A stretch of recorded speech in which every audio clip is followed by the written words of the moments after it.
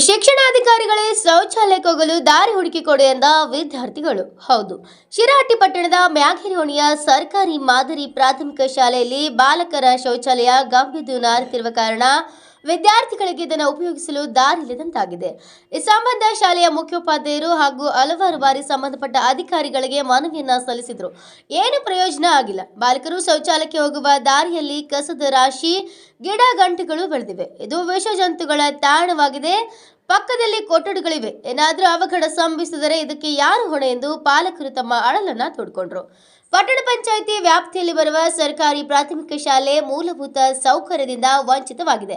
ಜಿಲ್ಲೆಯಲ್ಲಿ ಅತಿ ಹೆಚ್ಚಿನ ಸಂಖ್ಯೆಯ ವಿದ್ಯಾರ್ಥಿಗಳನ್ನು ಹೊಂದಿದ್ದು ಸುಮಾರು 500 ವಿದ್ಯಾರ್ಥಿಗಳು ವಿದ್ಯಾಭ್ಯಾಸವನ್ನ ಮಾಡುತ್ತಿದ್ದಾರೆ.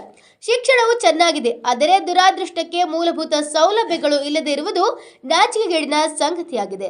ಸರ್ಕಾರ ಹಾಗೂ ಸಂಬಂಧಪಟ್ಟ ಇಲಾಖೆಯವರು ಈ ಕೂಡಲೇ ಎಚ್ಚೆತ್ತುಕೊಂಡು ಮೂಲಭೂತ ಸೌಕರ್ಯಗಳಾದ ಶೌಚಾಲಯ, ಆಟದ ಮೈದಾನ ಹಾಗೂ ಮಕ್ಕಳಿಗೆ ಪೀಠೋಪಕರಣ ನೀಡಬೇಕೆಂದು ಶಿರಹಟ್ಟಿ ಪಟ್ಟಣ ಪಂಚಾಯಿತಿ ಸದಸ್ಯರಾದ ಫಕೀರೇಶ್ ರಟ್ಟೇಳವರು ಆಗ್ರಹಿಸಿದರು.